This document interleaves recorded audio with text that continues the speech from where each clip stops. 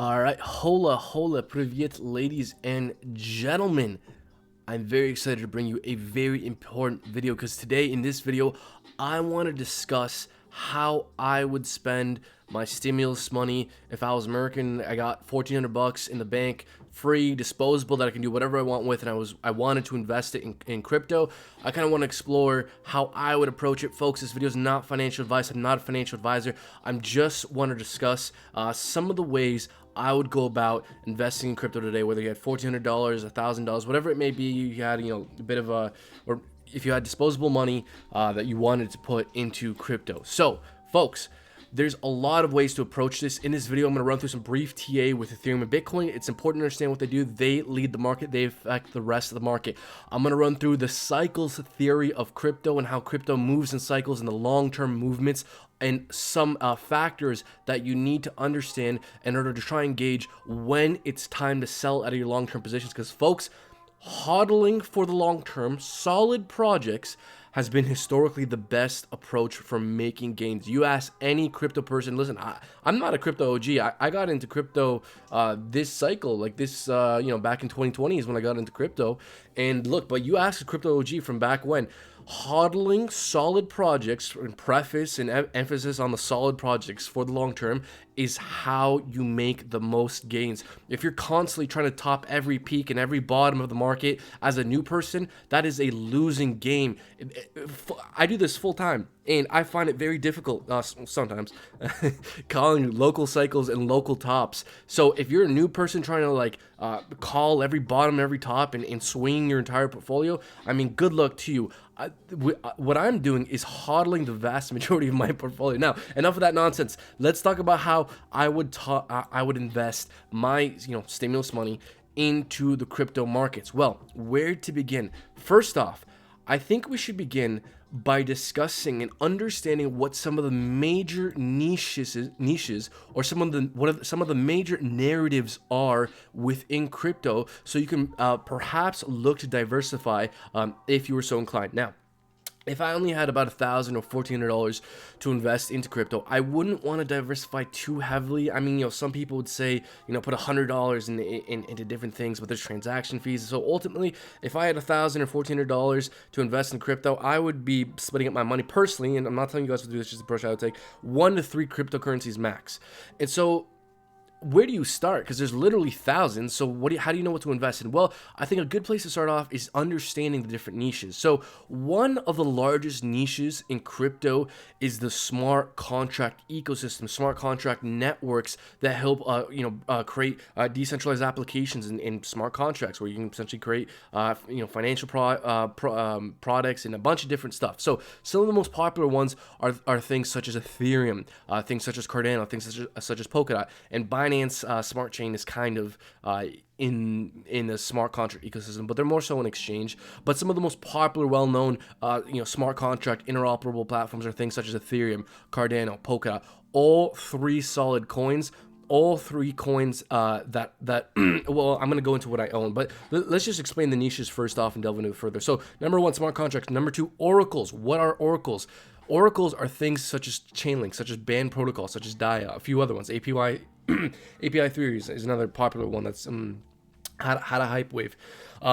Oracles are things that make smart contracts smarter. They bring information from outside a smart contract to within a smart contract. So things, to put it even more simply, things like Chainlink and oracles in general make smart contract ecosystems smarter, and they help them do more things. So things like Chainlink help out Polkadot, they help out Cardano, they help out the Ethereum ecosystem. So just think of oracles as the thing that helps improve smart contract ecosystems, such as Polkadot and Cardano and Ethereum. So those are some of the two giant niches. Another giant niche, I'm sure a lot of new people, a lot of normies have probably been hearing about a lot recently, is the NFT market, the NFT space, non-fungible tokens, where you can essentially tokenize really anything. A lot of what's going on right now is in art and things like that. So that's another major niche. I'm going to talk about my favorite projects and how I would approach, investing into all these niches after I finish listing some of the major niches. As well, another major theme and another major narrative is centralized exchanges and decentralized exchanges. Decentralized exchanges are essentially a network, a block, a network that runs an exchange. It's not controlled by any one entity. It has no single point of failure. Centralized exchanges are typically run by a private company, far more centralized. Things like Binance. So Binance is a centralized exchange. Crypto.com is a centralized exchange. Coinbase, they're going to list publicly on the stock market, and there's rumors that they're going to release a token one day. So those are all examples of centralized exchanges.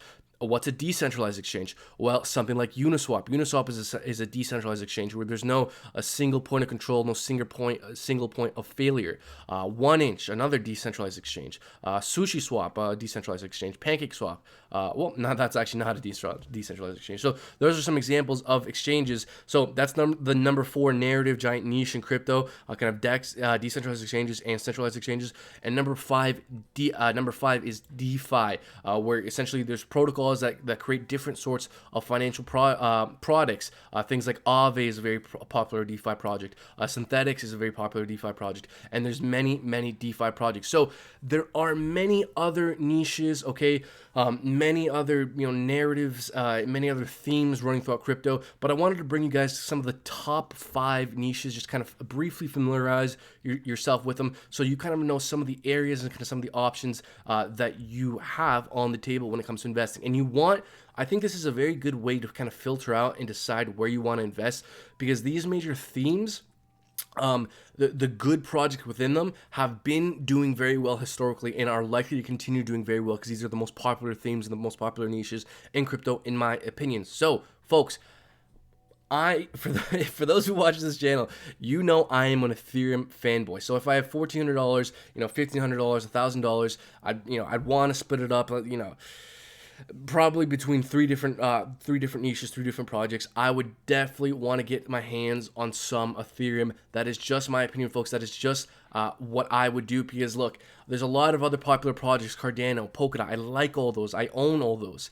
But Ethereum is so far ahead of its competition. For those who don't know, Ethereum is the most widely used smart contract interoperable decentralized application ecosystem and network that exists out there. It has the vast majority of users, the vast majority of developers, the vast majority of value locked in its ecosystem. First mover advantage, the network effect. Major improvements coming to Ethereum this month and next month with optimistic rollups, a layer 2 scaling solution which will improve the gas fees with Ethereum.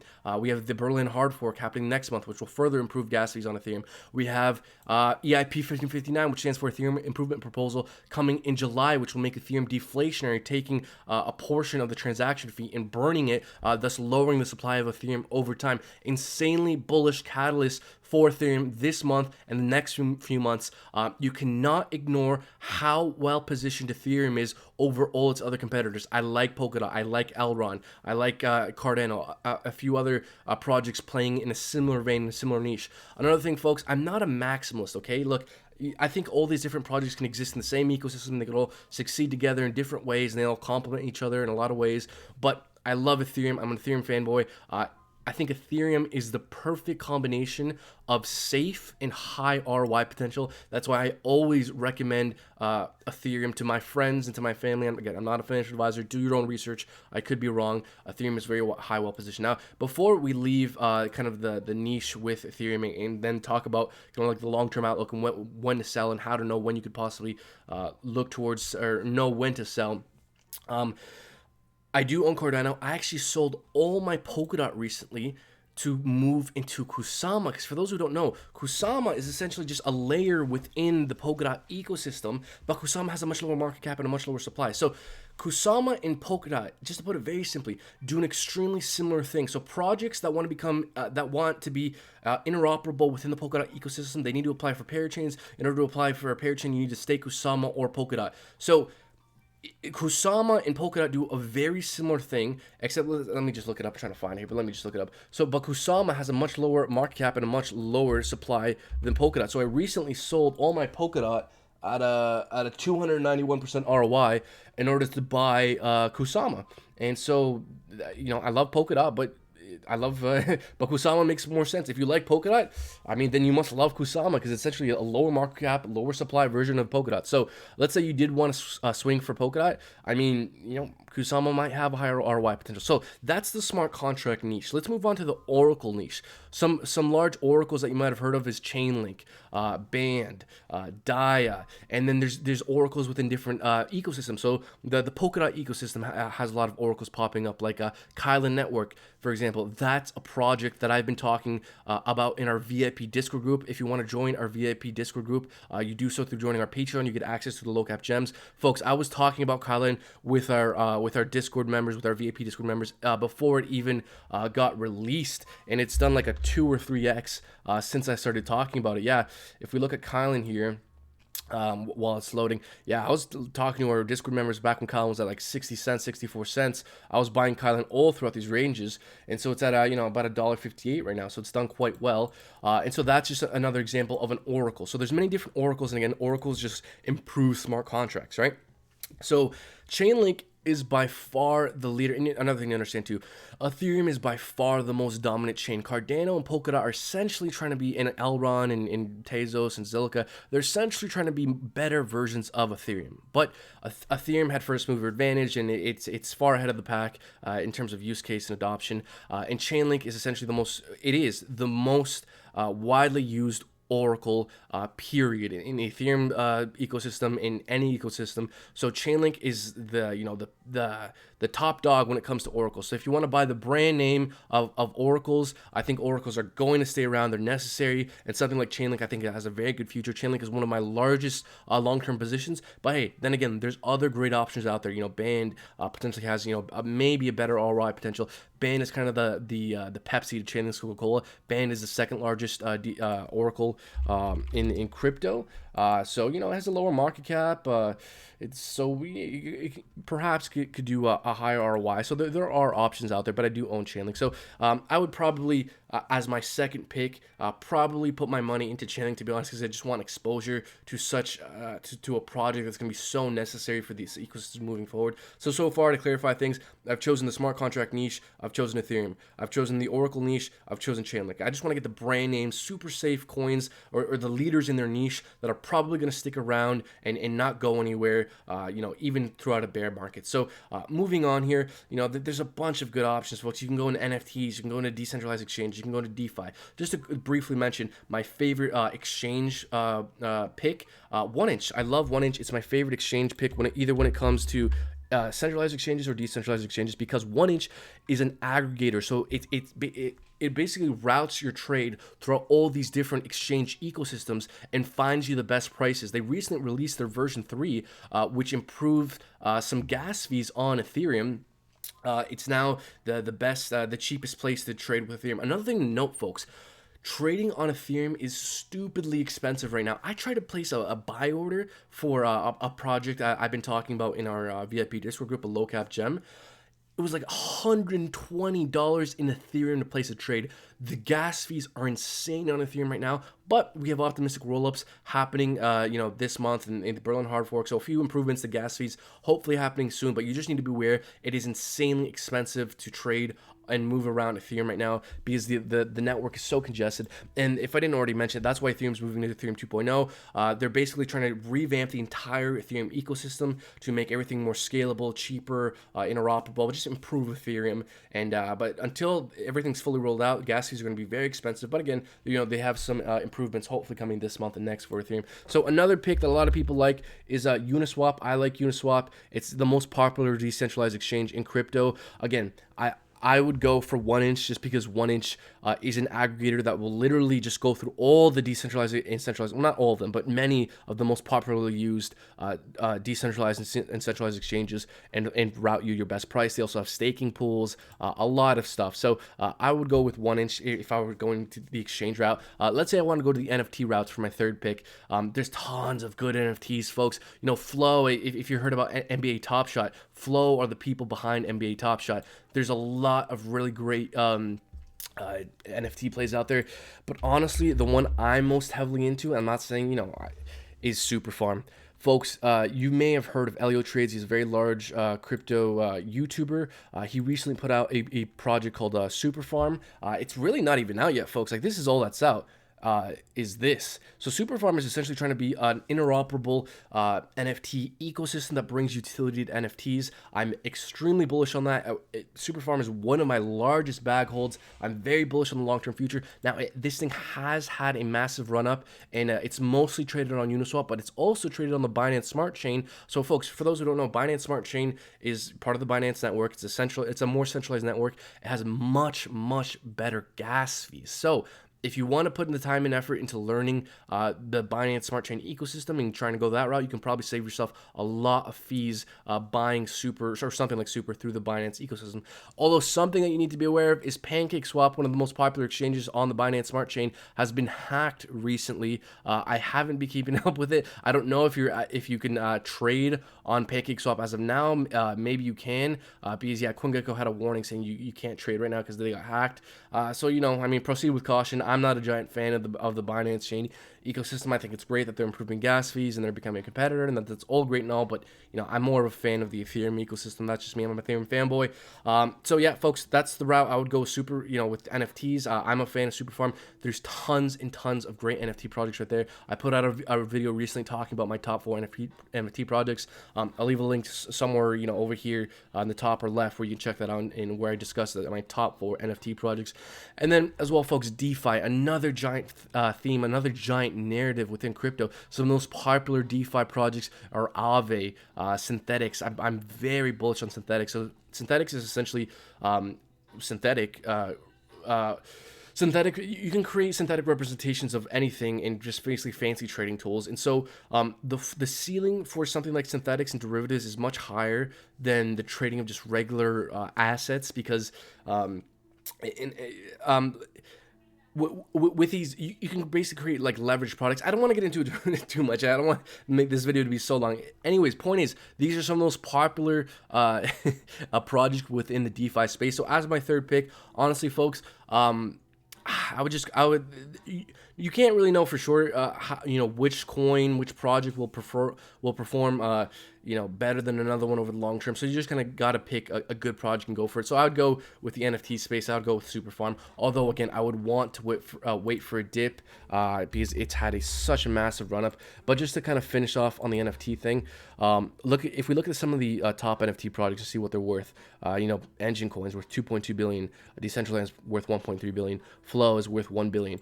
And then let's look up the market cap of Super Farm here. Super Farm's worth just over 200 million. So I think Super Farm, once they release their platform and over the long term, and if they're successful, none of this is a guarantee, folks. This is all very risky. You'd literally be buying at the top. It's never been at a higher price. So there's a lot of risk with this thing. But over the long term, I definitely think it could reach the market cap of those other NFT projects I just mentioned, reach $1 billion, $2 billion in market cap over the long term. So could Super Farm do, like a 5x, maybe a 10x over the next few months or so? I think it's possible, especially if they start delivering on their promises. Because folks, right now, this is a $214 million website you're looking at right now. It's just an idea. It's extremely early stages. They haven't released anything yet. Once they actually start to release their stuff, I think it's probably going to do well. So that's my favorite NFT project. So just to kind of summarize a bit here, folks, I know I've rambled on for quite a long time, but let's kind of summarize here and then talk about the exit strategy, the long-term strategy. How do you know when you should sell? We're going to talk about that. So kind of summarize here, the major themes: smart contract ecosystem, the Oracle ecosystem, the NFT ecosystem, the centralized exchange and decentralized exchange ecosystem, and DeFi. So I chose smart contracts, Ethereum. I chose Oracle's Chainlink, and I chose NFTs, Super Farm. Those are some of the leaders in the space. I think all those projects have a very good chance of doing very well over the long term. None of this is financial advice. Do your own research. This video is just intended to kind of explain how I would, spend $1,400 if I were doing so in the space today. So, and again, beware of those gas fees, folks. Lots of gas fees for trading on Uniswap and trading for Ethereum right now. Now, let's talk about the long term. How do you know when you're supposed to sell? Let's say you buy into Ethereum, or let's say you want to make your life easier and you just put it all into it, or let's say I wanted to make my life easier. I'll talk in the first, let's say I want to make my life easier here. I would put all my money into Ethereum. So when do I know when to sell? I just want to hodl Ethereum. When do I know when to sell? Well, folks, one great chart for understanding when the cryptocurrency market is likely to reach some kind of top is this chart we're looking at right now, the Bitcoin golden ratio. Shout out to Trading Shot. Trading Shot did a very good job of breaking down the Bitcoin cycle. So folks, all of crypto moves in cycles because of Bitcoin. Bitcoin leads the market. Bitcoin moves in these roughly 4-year cycles because of the halvings, where roughly every 4 years, the amount of Bitcoin being produced gets cut in half. And this has led to these boom and bust cycles, where twice, from the halving to the top of the market is 49% of the entire bull market. From the halving to the top of the market, 49% of the entire bull market. So this has happened twice, where we have this 51-49% ratio. And so based off the last halving we've had, I think Bitcoin has a good chance to reach some kind of cycle or local top this year, late September, early October. Now, this is not a guarantee. This is only one data point. There's arguments that, crypto has matured as an asset class and the cycles will be less relevant. There's arguments that we're going to enter a super cycle. There's arguments that because the institutions are now getting involved, that, the cycles won't be as relevant.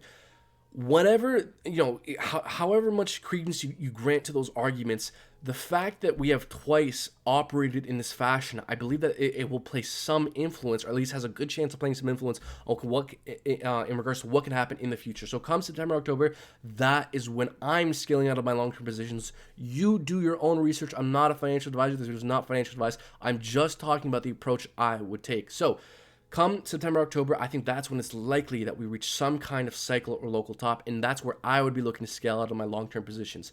Also, another very good chart that you can look at to try and understand when it's possibly time to look to take some profits, move into stable coins, that kind of thing, is the realized hodl ratio. We can see how historically, every time Bitcoin has entered this red zone, it has signaled a local or cycle top. So next time, whenever it is that we happen to enter this red zone, and again, we're going to be talking about it on this channel if it ever happens. So make sure you stay tuned, like, subscribe, comment, share, and hit that bell to be notified of new uploads. Whenever we enter this red zone, hey, maybe it's time to take profits. And again, it's important to understand and follow Bitcoin. Bitcoin leads the market. Whatever Bitcoin does, the altcoins will follow suit afterwards. Now, another very important chart is the net unrealized profit and loss chart, the NUPL. Again, historically, we can see how every time we enter this blue Euphoria zone, it's signaled a local or cycle top. So what is this blue Euphoria zone? It's essentially when too many people make too much money too fast, and the parabolic growth is therefore unsustainable, very precarious, and as we can see, has historically signaled local and cycle tops. So if we enter this blue Euphoria zone, it could be a data point that could lead you to consider taking some profits, maybe moving to stable coins, something like that. If we ever enter this blue Euphoria zone, we will definitely be talking about it on this channel, so make sure you stay tuned, folks. So look, folks, to kind of summarize here, I've explained some of the major niches and major themes in crypto. I've explained to you some of the leaders in those niches. I own all the projects I've taught. Well, I own all the projects that I mentioned that I would pick. I own Ethereum, I own Chainlink, and I own Superfarm. Again, this video is not financial advice. Do your own research, but this is how I would approach investing in the crypto markets today, and in terms of scaling out of my long-term positions, because folks, crypto is highly volatile. We have 10, 15, 30% corrections on almost on a daily basis. It's commonplace. But over the long term, I think crypto is actually very easy to understand. We move in these cycles. We have on-chart metrics to help us understand when we could reach, some kind of cycle top and when it's take profit time. So these are some of the most important factors that I'm looking at in order to try and understand when it's time to scale out my long-term positions. And again, it's always important to follow what Ethereum and Bitcoin are doing, because they lead the rest of this market. Now, I wanted to delve into some TA, but this video is quite long enough. Folks, if you like this video is absolute gold. Like, subscribe, comment, share, hit that bell icon to be notified of new uploads. If you want to join our VIP Discord, where we talk about low-cap gems like Kylan that did like a 2x, other gorgeous low-cap gems that have been performing very well, and low-cap gems that I think are, still have a bright future ahead of them, and that that still have a lot of potential in the near future here. Join our Discord, link for that join our Patreon. Link for that will be down in the description below. You'll get access to our VIP Discord group. As well, just join our regular Discord. We talk to our Discord members regularly. We post news articles. We talk to them. We're going to have more regular coin calls with all our Discord members where we're like every weekend or every other weekend. We're going to talk about the market, talk about major news stories, talk about catalysts, run through some technical analysis, talk about questions. So stay tuned to this channel. Stay tuned to our Discord. Become a Patreon member. Become a VIP Discord member. As well, join Token Metrics, folks. We use Token Metrics to help inform some of our research. It's an AI-fueled price predictions and portfolio suggestions platform. Link to join join Token Metrics is down in the description below. You'll get access. You'll get 10% off. Very, very helpful research site and tool that if you can spare it, we do recommend. So, folks, thank you so much for watching. Happy FOMO buying and panic selling. Until next time, take care, folks.